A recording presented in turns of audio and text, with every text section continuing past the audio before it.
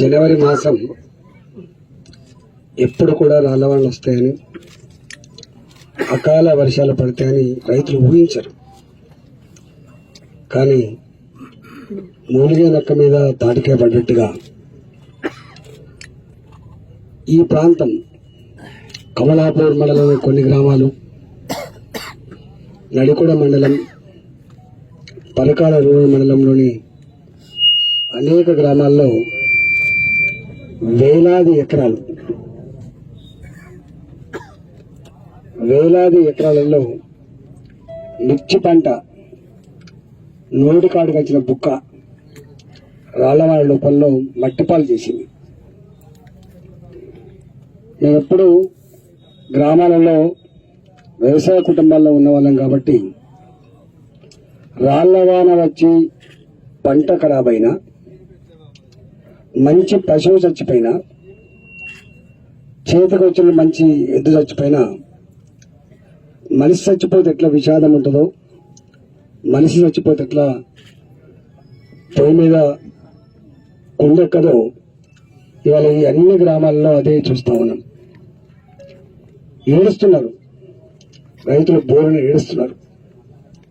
భార్యాభర్తలతో కలిసి ఆదుకోకపోతే మాకు ప్రత్యామ్నాయం లేదు బిడ్డ, మేము ఎన్ని చేస్తే ఇన్ని పైసలు రావాలి. ఎకరానికి 20,000 రూపాయలు చొప్పున లీజులు తీసుకుంటారు. ఒక్కొక్క రైతు మిర్చి మీద ఐషధను బట్టి, వెరైటీని బట్టి ₹1,00,000 నుంచి 2,00,000 రూపాయలు పెట్టుబడి పెట్టింది. ఒక్క కాయ కూడా ఇంతవరకు ఏరుకోలే వాళ్ళు. కనీసం మళ్ళీ ఉంచుకొని నీళ్ళు కడితే పారుతారంటే మొత్తం మొదల కాంచెల్లి ఖతమైపోయింది. ఒక ఆకు లేదు, ఒక కాడ లేదు, ₹1 అక్కడ కూడా పోయింది. ఇప్పటి వరకు ముఖ్యమంత్రి గారు 11వ తారీఖు నాడు సాయంత్రం కూడా వర్షం పడి మొత్తం రైతాంగమంతా కూడా పంట పొలాల్లో కన్నీరు పెడతా ఉంటే, ఓ దేవుడా మమ్మల్ని ఆదుకునే వాళ్ళు లేడా అని చెప్పి ఆర్తనాదాలు చేస్తూ ఉంటే, మరి చీమ చిటుక్కుమంటే వార్త చేరేటువంటి ముఖ్యమంత్రికి మరి ఈ వార్త చేరలేదా? ఇది కనపడట్లేదా? ఈ కన్నీళ్ళ మీద దృష్టి లేదా ముఖ్యమంత్రి గారికి? ఎందుకు స్పందించలే? ఎందుకు మంత్రులను పంపలేదు ఇక్కడికి? ఎందుకు ఇక్కడ ఉన్న ఎమ్మెల్యేలు పంట పొలాలు సందర్శించలేదు? అంటే ఓట్లప్పుడు మాత్రమే ప్రజలు గుర్తుకొస్తారు, ఓట్లప్పుడు మాత్రమే మాయ చేస్తారు తప్ప నిజంగా ప్రజలకు అవసరం ఉన్నప్పుడు ఆదుకోరు అనడానికి సజీవ సాక్ష్యం అయిపోయింది. ఇక్కడ ముఖ్యమంత్రి గారు ప్రగతి భవన్లో పంటాడు, ముఖ్యమంత్రి గారు ఫామ్ హౌస్ లో ఉంటాడు, మంత్రులు ఎమ్మెల్యేలేమో వాళ్ళ సొంత సుఖాలు తప్ప రైతుల కన్నీళ్లు చూడరు వీళ్ళు. నేను ఒకటే ముఖ్యమంత్రి గారిని డిమాండ్ చేస్తున్నా, మిర్చి 1000 ఎకరాల్లో పంట నాశనమైంది కాబట్టి వెంటనే హార్టికల్చర్ డిపార్ట్మెంట్, వ్యవసాయ శాఖ, రెవెన్యూ శాఖ ముగ్గురు కోఆర్డినేట్ చేసుకుని ఏ సర్వే నంబర్లో ఎంత పంట నష్టమైంది, ఏ రైతుది ఎంత ఎక్స్టెండ్ పోయింది, ఇవన్నీ కూడా లెక్కలు తీసి వాళ్లకు సాయం అందించాలని చెప్పి మొట్టమొదటి డిమాండ్ చేస్తున్నాం. మిర్చి పంటతో పాటుగా మక్క పంట మేల్ ఫీమేల్ పెట్టిన కొంతమంది ఉన్నారు, కమర్షియల్ కాప్ పెట్టిన కొంతమంది ఉన్నారు. మేము వస్తా ఉంటే కనబడుతుంది, ఏ ఒక్క చేను కూడా పల్లికాయ చేను కూడా దక్కలే. పల్లికాయ చేను కావచ్చు, అది బొబ్బరి చేను కావచ్చు, అది వరి పొలాలు కావచ్చు, ఎక్కడికెక్కడ నేల వాళ్ళని ఇవన్నీ పంటలని వెంటనే మీ ఆఫీసర్తో అసెస్ చేసి రైతాంగానికి తక్షణమే సహాయ సహకారం అందించాలని చెప్పి కోరుతున్నాం. రైతులు పెట్టుబడి పెడితే ₹1,00,000 పెట్టుబడి పెడితే, ₹1,50,000 పెట్టుబడి పెడితే ఓ 20,000 30,000 అన్ని ఖర్చులు పోను, రైతుకు లాభం వచ్చే ఆస్కారం ఉంటుంది. మంచి ఉంటే గింటే, రోగాలు రాకుండా ఉంటే, మంచి పంట పండితే, అది పూర్తిగా చేతికి వస్తే, మంచి ధర వస్తే, మొక్కజొన్న అయితేనో 15,000 రూపాయలు వస్తాయి. ఇలా మిర్చి పంట అయితేనో 40,000 రూపాయలు వచ్చే ఆస్కారం ఉంటుంది. ఒకసారి కనుక రైతు ఇట్లాంటి వడగళ్ళ మనకు గురైపోతే 4 ఏళ్ల వరకు 5 ఏళ్ల వరకు పూర్తి స్థాయిలో పంటలు పండినా కూడా అప్పు తీరదు. రైతు బతికెందుకు ఇట్లుంటది? గొర్రెతో బెత్తగనట్టుగా రైతు బతుకు కూడా గంతని. ఆరుగాలం మట్టి బిడ్డలుగా రక్తాన్ని చెమటగా మార్చి ఈ దేశ ప్రజల కోసం ఆహారాన్ని అందించే వాళ్ళు వ్యాపారస్తులు కాదు. వాళ్ళకు తెలుసు రాళ్ళవాళ్ళు ఉంటాయని, వాళ్ళకు తెలుసు తెగులు ఉంటాయని, వాళ్ళకు తెలుసు దీంట్లో బాధలు ఉంటాయని. కానీ వాళ్ళకు గత్యంతరం ఉండదు, వాళ్ళకి మరో మార్గం ఉండదు. వాళ్ళకి ఈ పల్లెని నమ్ముకున్న వాళ్ళు, ఈ మట్టిని నమ్ముకున్న వాళ్ళు, ఈ వ్యవసాయాన్ని నమ్ముకున్న వాళ్ళు ఇదే బతుకు. ఏడో ఒకనాడు దేవుడు కనకరించకపోతాడా, బతకకపోతామని చెప్పి భరోసాతో బతికెట్టారు వాళ్ళు. ఇవాళ ముఖ్యమంత్రి గారికి అడుగుతున్నా, ఇట్లాంటి సందర్భంలో ప్రధానమంత్రి గారి ఫసల్ బీమా యోజన అంటే ఇన్సూరెన్స్, ఇవాళ మిర్చి నష్టపోతే ఎకరానికి ఇంత అని, వరి పంట నష్టపోతే ఇంత అని, మక్క పంట నష్టపోతే గింత అని చెప్పేదైతే రేట్ల ప్రకారం నిర్ణయించున్నదో, కేంద్ర ప్రభుత్వం ఫసల్ బీమా యోజనలో 100 కోట్ల రూపాయలు రాష్ట్ర ప్రభుత్వం అకౌంట్ లో జమ చేసినప్పటికీ కూడా రాష్ట్ర ప్రభుత్వం కట్టాల్సిన డబ్బు అయితే ఉందో కట్టక ఇవాళ ఆ ఫసల్ బీమా యోజన లేదు. రైతు బంధు అమలైందో, రైతు బంధు అమలైనప్పటి నుంచి చూస్తా ఉన్నాం, ఫసల్ బీమా యోజన డబ్బులు కడతలేరు. ఇవాళ మెకనైజేషన్ లో మనకి ఎక్విప్మెంట్ ఇస్తలేరు. నాకు తెలిసి ఎక్కడ కూడా మీకు ఏ మెషిన్స్ కూడా సప్లై అవుతలేదు ఇవాళ వ్యవసాయానికి. అంతేకాదు డ్రిప్ ఇరిగేషన్ లేదు, స్ప్రింక్లర్ ఇరిగేషన్ లేదు, దున్నుకున్నామనే నాగల సప్లై లేదు. రైతుకి మేము ఇస్తున్నాం రైతు బంధు అని చెప్పి ఏ ఒక్కటి కూడా సప్లై చేస్తలేరు. ముఖ్యమంత్రి గారు ఇంకా ఈ దేశంలో రిచెస్ట్ రైతు, ధనిక రైతు తెలంగాణ ఉంటాడని చెప్తారు రైతు ముఖ్యమంత్రి గారు.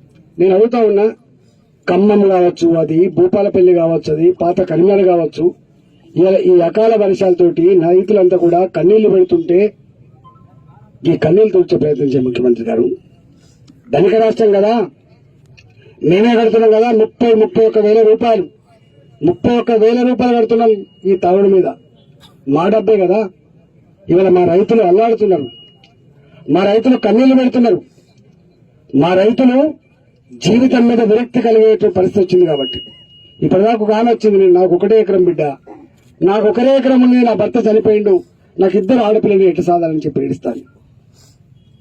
అనేక దిక్కుల అసలు భర్తల కంటే భార్యలు వాళ్ళు, ఎందుకంటే భూమితో ఉండే అనుబంధం ఎక్కువ కాబట్టి మందులు కొట్టి అలసిపోయినాం బిడ్డ, రేపా మా భర్త అనుకున్నాం, పంట చేతికి వస్తా అనుకున్నాం, కానీ గిట్ల ఇద్దని చెప్పి అనుకున్న బిడ్డ, దేవుడు మా మీద ఎందుకు ఇట్లా చేసినటువంటి బాధ వ్యక్తం చేస్తాను. కాబట్టి తక్షణమే ముఖ్యమంత్రి గారు, నేను ఇంతకుముందు చెప్పినట్టుగా రెవెన్యూ డిపార్ట్మెంట్, కలెక్టర్ గారు, వ్యవసాయ శాఖ, హార్టికల్చర్ శాఖ అందరూ కూడా మా ప్రాంతానికి వచ్చి మా రైతుల పనులు అసెస్ చేసి నష్టపరిహారం ఇవ్వాలని చెప్పి మేము డిమాండ్ చేస్తా ఉన్నాం. భారతీయ జనతా పార్టీ పక్షాన దీని మీద ఎవరెవరిని కలవాలో, ఎవరెవరికి మా ప్రజల దరఖాస్తులు, మా ప్రజల కష్టాలు తెలియాలో వాళ్ళందరూ కూడా తెలియజేసే ప్రయత్నం చేస్తాం. ఒకటి. రెండవది, పార్టీ పరంగా రేపు భారతీయ జనతా పార్టీ అసెంబ్లీలో తప్పకుండా రైతుల పక్షాన్ని నిలదీసే ప్రయత్నం చేస్తామని చెప్పి మనం చేస్తా ఉన్నాం. ఇది కనుక సకాలంలో పట్టించుకోకపోతే ఆత్మహత్య జరిగేటువంటి ఆస్కారం ఉంది. ఒకనాడు విపరీతమైన రైతుల ఆత్మహత్యలు ఉండేవి, మధ్యలో ఆగిపోయినని చెప్పి గొప్పగా చెప్పుకున్నాడు. దేశంలో రైతుల ఆత్మహత్యలను రాష్ట్రం తెలంగాణ చెప్పుకున్న ముఖ్యమంత్రి గారు ఇవాళ ప్రతి నిత్యం 4, 5 ఏ పురుగు మందులైతే పొలాల్లో కొట్టాలనో, ఏ పురుగు మందులైతే పట్ల మీద చల్లాలనో ఆ పురుగు మందు దానికి చచ్చిపోతున్న పరిస్థితి మనం చూస్తా ఉన్నాం.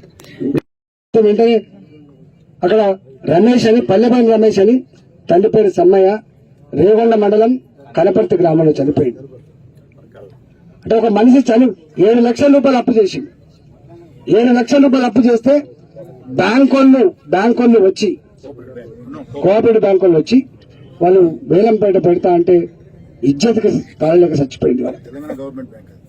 ఇవాళ నేను 1,00,000 రూపాయలు రైతు రుణమాఫీ చేస్తా అని చెప్పిండ్రు. ₹1,00,000 లోపు రుణమాఫీ చేస్తా అని చెప్పి ఇప్పటికి చేయలేదు. 25,000 రూపాయలు మాత్రమే చేశారు. ఇవాళకి కూడా రైతుల డబ్బులు బ్యాంకులో పడితే వడ్డీల కింద పట్టుకుంటున్న విషయం మీకు తెలియదా ముఖ్యమంత్రి గారు? 3 ఏళ్ళు అవుతుంది మాటిచ్చి. 3 ఏళ్ల కాలంలో నీ బ్యాంకులు మా రైతులు రుణాలు ఇస్తలేవు. చివరికి పంటల పైసలతో కూడా దానిలో జమ చేసుకునే పరిస్థితి వచ్చింది. బ్యాంకులలో అప్పులు తెచ్చుకోలేక ప్రైవేటు వ్యక్తుల దగ్గర ₹2, ₹2.5 వస్తువులు కుదబెట్టి డబ్బులు తెచ్చుకొని మన వ్యవసాయాలు పెట్టుబడి పెడుతున్నారు.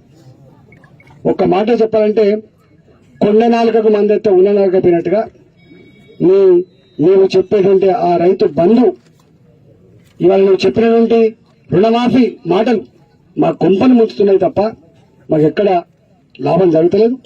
ఇవాళ వాళ్ళ మీద వీళ్ళ మీద నెప్పనెట్టి వాళ్ళ మీద ఉత్తరాలు రాసి వీళ్ళ మీద ఉత్తరాలు రాసి తప్పించుకునే ప్రయత్నం చేస్తున్నావు.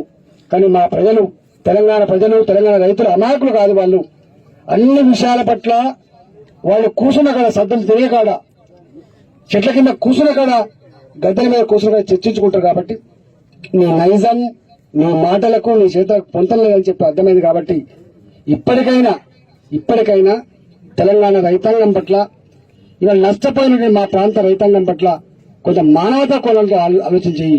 నీకు పెద్ద సమస్య కాదు ఇది, వేల కోట్ల రూపాయల సమస్య కాదు. మా రైతుకు మాత్రం 7 లక్షల పెద్ద సమస్య, మా రైతుకు మాత్రం 3 లక్షల పెద్ద సమస్య. వాళ్ళకి ఎవరు అప్పించడం ఉండరు సుమా, వాళ్ళకి అప్పించడం ఉండరు.